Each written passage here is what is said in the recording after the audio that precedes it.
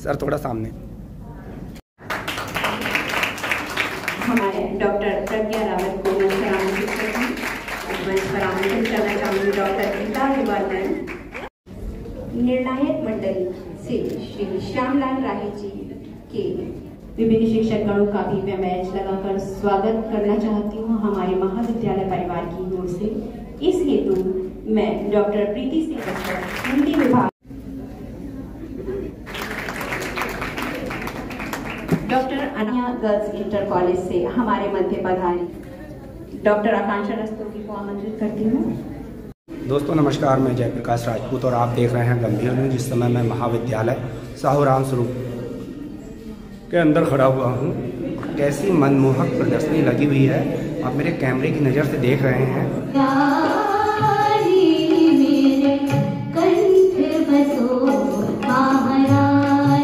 बन जाए हर कदम ऐसा चलो कि निशान बन जाए। यहाँ जिंदगी तो हर कोई काट लेता है, यहाँ जिंदगी तो हर कोई काट लेता है। जिंदगी जियो इस तरह की मिसाल बन जाए।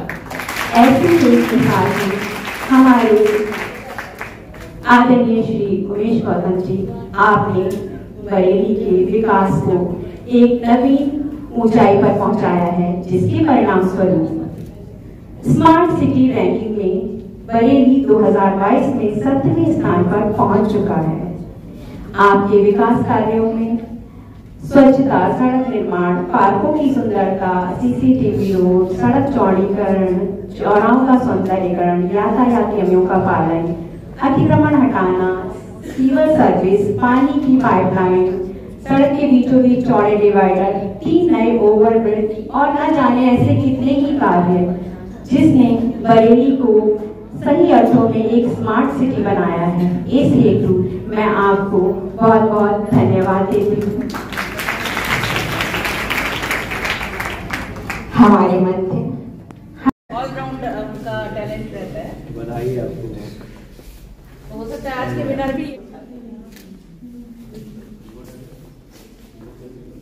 कितने पैसे का सेल करते हैं इसको? आज वार्षिकोत्सव के अवसर पर इस वाद विवाद प्रतियोगिता के कार्यक्रम की अध्यक्षता आदरणीय राठी मैडम, जजेस आदरणीय नीलू मिश्रा जी, आदरणीय ममता गोयल जी, आदरणीय स्टाफ और यहाँ की यशस्वी प्रिंसिपल मैडम, सभी यहाँ के अध्यापिकाएं और यहाँ इस वाद विवाद प्रतियोगिता में विभिन्न कॉलेजों से पार्टिसिपेट करने आई छात्राएं और वहाँ की सभी शिक्षिकाएं, कुछ मेरे युवा साथी भी बैठे हैं। तो सबसे पहले तो मैं बधाई देता हूँ कॉलेज को कि आपने वार्षिकोत्सव तो किया ही, लेकिन बहुत अच्छा था इस बारिश में भी। मुझे लग रहा था कि कार्यक्रम कहीं बदल ना जाए, इसलिए मैं बार बार फोन कर रहा था कि चेक कर लो कि कार्यक्रम हो रहा है कि नहीं।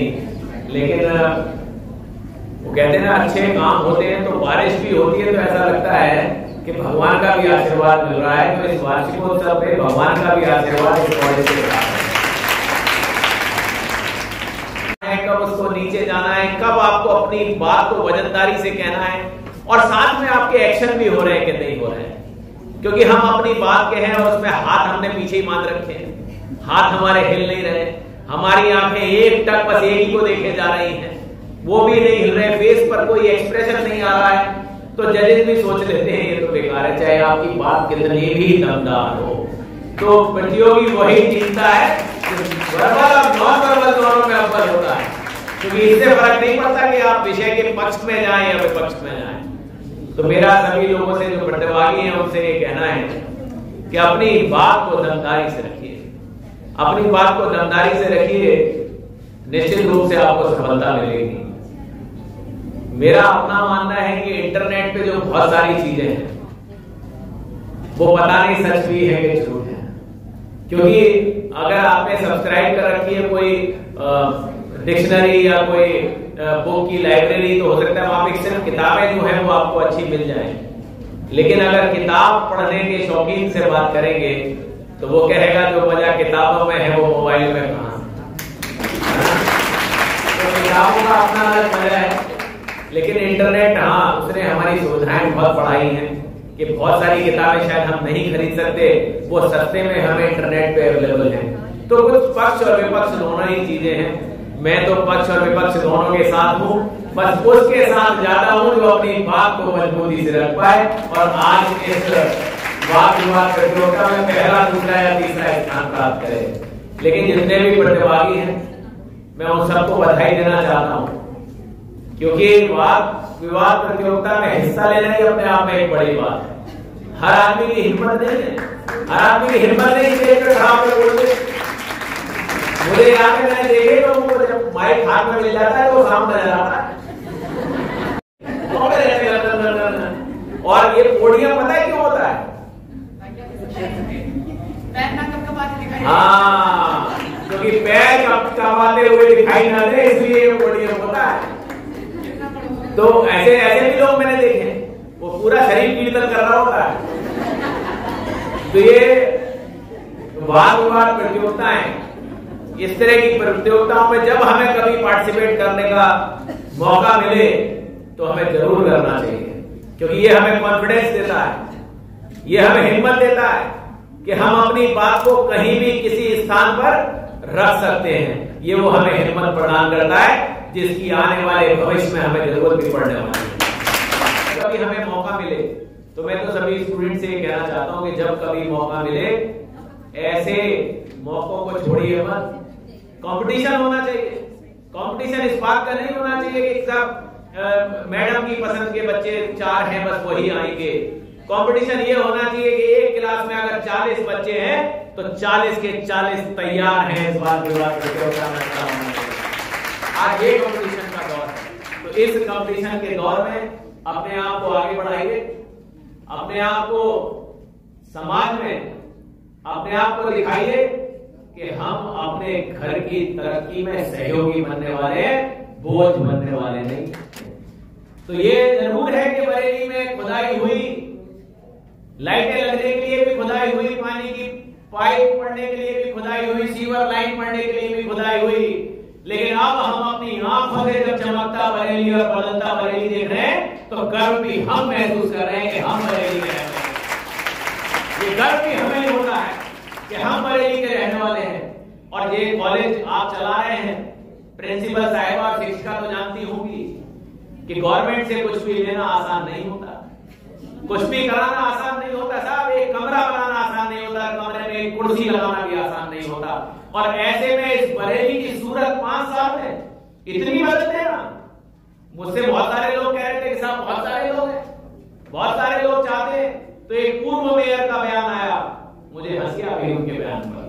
उनका बयान आया, रिकॉर्डेड बयान है, उनका वीडियो है, उसमें उन्होंने कहा साहब बताइए मेयर साहब ने क्या करके इतनी चौड़ी चौड़ी सड़कें बनवा दी कि आगे आने वाला मेयर उसका रिपेयर कैसे कर पाएगा। तो मुझे इतना अफसोस हुआ उनके बयान पे कि जो 11 साल कुर्सी पर बैठे उन्हें चौड़ी सड़कों से तकलीफ है, और ये तकलीफ उनको इतना बजट का अंदाजा नहीं। जो 11 साल मेयर की कुर्सी पर बैठे उनको ये अंदाजा नहीं कि रिपेयर के पैसे कहां से आएंगे। तो दोस्तों वो विकास की सोच कैसी होती होगी ऐसे लोगों के पास, कैसे सोच पाते होंगे कि डेवलपमेंट कैसे होगा। तो इसलिए दुनिया में पक्ष और विपक्ष दोनों हैं, लेकिन तय हमें करना है कि हम किस तरह से आगे बढ़ें, किस तरह से हम अपने घर को बढ़ाएं, किस तरह से हम अपने शहर को बढ़ाएं। तो मैं आपको ये जरूर कह सकता हूं दावे के साथ कि मैंने पूरी ईमानदारी के साथ अपने 24 घंटे इस बरेली के विकास के लिए दिए हैं। तो इतनी जगह बन गई है कि अब ये सोचते हैं कि हम कहां जाएं। अभी मैं पंडित दीनदयाल उपाध्याय सरोवर, जिसको आप संजय कम्युनिटी हॉल के नाम से जानते हैं, कि उसके बाद का तालाब, उसके बराबर वाला तालाब सिर्फ भैंसों के नहाने की जगह थी। आज मैं गारंटी करता हूं आप में से कोई भी चले जाइए वहां एक फोटो खींच के डाल दीजिए इंटरनेट पे और पूछिए कहां की जगह है, तो लोग कहेंगे पता नहीं साहब, दिल्ली हो सकता है, गुजरात हो सकता है, महाराष्ट्र हो सकता है। उन्हें अपनी आंखों में यकीन नहीं होगा कि ये बरेली है। तब आप कहिए कि ये बदलता बरेली और चमकता बरेली है। हम गर्व करते